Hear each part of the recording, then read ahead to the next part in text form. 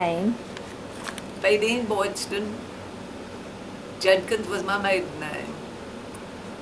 My first, I need to go back because see, I became a Christian here at 15 years old, and our church had the basement down there, and that's all. But we were just coming out of the Depression, and they couldn't afford to build a church, so we were meeting over here at the school. And I walked 4 miles a day because I lived up here on the hill on West 83rd now. It's just rural area. And I walked 4 miles every Sunday. Now hopefully trying to get, and if I had a way to come back that night, I would come back that night. But not always, because we had to walk everywhere. This was war, going into war, you know. How many brothers and sisters did you have? I had 9 in my family. I have four sisters and 5 brothers. And my mama knew how to do everything. She didn't miss nothing, only the squeal from the pig when butchered.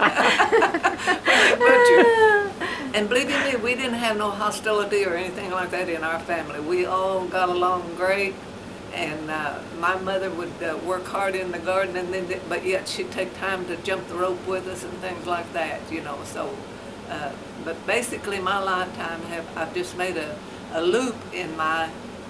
I was born on Elm Grove Road, and then my father just sort of made a loop and come back, and here the Lord has planted us across the road from where I accepted Jesus Christ as my personal Savior when I was 15.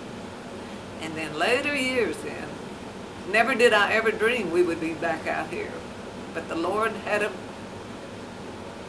reason for us.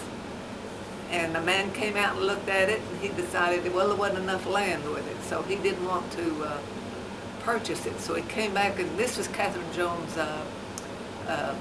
uncle, I think it was. And he and Frank worked together. And they came back. He said, no, it didn't have enough land for what he had planned to do. So Frank came out here, and we had just finished our house in town, and I'd had my beauty shop built, and I was getting ready to open my beauty shop when I came up pregnant with Dudley, which I'd been waiting all these years to have these babies. And so I was real sick, so I could not work in it. And so my house sold in 3 weeks up there in town, because it was, you know, new. Frank and I had done it. And we came out here and looked at this. We had to mow, this was in February, and we had to mow the front yard in order to get up to the door. The grass and the weeds. No bachelor had lived here, and oh, it was the most filthiest place you ever walked into. Old dirty underwear all over he was an alcoholic, so he'd just drop them wherever it was. And so then we knew a lot of people out in here anyway, and they knew my father. They said he was the best molasses maker in Oklahoma. And so when the Lord planted, we bought this house, and my brothers all came out here and helped us move in and helped Frank. And we had 4th of July in February when we shot the well, because my well sits right up against the foundation of the house, so a rig could not get over it. Just about like that. And so my dad knew how to witch water wells, and he could tell you how deep to go and all of this and that. And so he told Frank how to go to the hardware store, I think it was, or wherever they sold dynamite, and told him how to get how much to get, and to come out here. And my brothers just had a ball. Boy, they was right out here. And how to fix this rig to put down in the well. And it's 100-foot well anyway, and then it enlarged the cavity, and that made a reservoir. So that held us then until the city water came in. We gave $100 for our meters when we started. Members. They drug their feet on it, waited 8 or 9 months, and oh, I had to close out the beauty shop because I didn't have enough water. So then we went to work for the Lord, boy. I organized the first vacation Bible school out here, and we would have 103, 113 down in that basement at that time. Now you can imagine, but nobody else was having Bible school out here. So we got them all. Well, we started that. We were the first, we taught them how to have a pie supper. Catherine, Bobby's wife and I. Boy, I mean, Steve Steiner was our auctioneer. And most of the men would come and they'd buy their wives pie, and then they'd go home. Pick them up and then they'd go home. So Catherine and I encouraged fellowship and friendship, and she was a doll. And so we fixed fruit punch. We could go to the Dr. Pepper plant and buy a gallon of the strong Concentrate. fruit punch. And we had punch over there and carried ice over there in an ice chest. And then we made coffee. And we just had a ball, because then it got to where people would sit and share fellowship. There's people out here that didn't even know each other.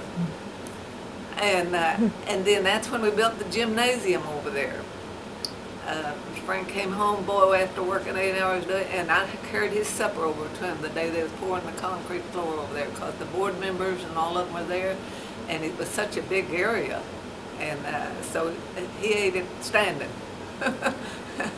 So it's been a full 59 years out here. I'll tell you, we've been busy. We were active with our kids in school, and you can ask them, boy. Vicky's coming tomorrow because she said, I need some mama time. So anything else you want me to? And we worked on this house, and we worked in church, we worked in school, we made gardens, we canned, and we just had done 59 years of work, but we shared it together. We loved each other, we loved our kids, we had a wonderful time with all of them. They have memories now. In fact, that little chair right there, my sister painted that for us when we were having craft shows at the center, and all my kids got to sit in those chairs. There's a little red one over there, and then this one, and Lizzie was up here a while ago, and she sat down in that and was thumbing through Dr. Seuss's books there, and I said, well, those was your Nana's books, Susie's, when she was little. Well, what is your most memorable moment at your years at Keefeton? What do you remember? What's your most memorable moment? Oh, I've had so many, but I stand still. Tell us the one where when y'all was up there and what that used to be now is the cafeteria, but with the sanctuary, and did the floor fell through? And what? The floor fell through? Oh, that's when Brother Pat Frost was here, and we were all sitting up there in the sanctuary, and where was it located? At that time, where was the sanctuary? I was sitting about middle ways on the south side of the building, my family, and Susie now, she had instructed, but she sat back on the back row there with Brother Pat Frost's daughter. And Mitch Rogers was there, and I said, who was that other boy? And Brother Pat Frost was up there on the stage, and he said, and the Lord will not let you fall. It came into his sermon like that. The Lord will not let you fall. And about that time, I mean, it was just about like dynamite going on. And they had took out a lot of the supporting wall downstairs, and it was a big old gable. It looked like a railroad iron. It flipped. That's what caused the noise. But boy, that floor went down that far. Oh. And Brother Pat Frost says, and the men, they said, go to the outside of the wall. And Susie and Brother Pat Frost's daughter and Mitch and them, they were the first one out of that sanctuary, out in the front, down them stairs, you know, outside. And so we all filed to the outside wall and walked outside, and the men went down and looked. And what had happened is that supporting wall, you sit down there now, that down in beam. the basement, that long, because it had to have that supporting wall. Right. And that's what flipped. Boy, you talk about. But nobody fell?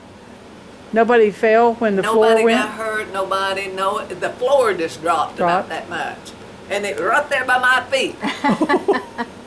Boy, because I was on the inside, it just had an aisle going down the middle, see? And I was over here on this side there, so.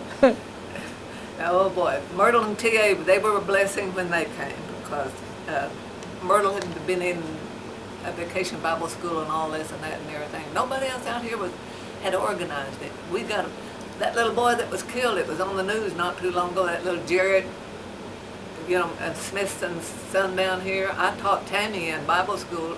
She came to Bible school when she was a little girl because there wasn't nobody else out here having it at that time. So we got it started. That's And, great. my sister saw Gary Moore a Sunday. They go out to eat together. Arlene and Terry takes his mother and my sister out every Sunday, and he came up to my sister and he said, "Does that Faye Deane still hang them Christmas lights on the front porch?" See, I was the first one that had the Christmas lights out here. And decorating and all that. They was behind time. But I had lights on my trees in town, and I just moved them on. But that was so funny here all these years, But I remember that. gosh, I knew Gary's mother and father and everything, until, in fact, Larry called me Mom even now. Him and Dudley would get together during the summertime because he went to Oklahoma and mine went to Warner, after the little school. We fought as hard as we could to get it, and we had to even go to a 3-room. We built a room out in the gymnasium in order to hold it, but it was the last one to go out. And I transferred Susie and got Susie and Dudley and down at Warner while Vicki and Stan was still in there. So we've had a full 59 years out here. Okay. Dang. I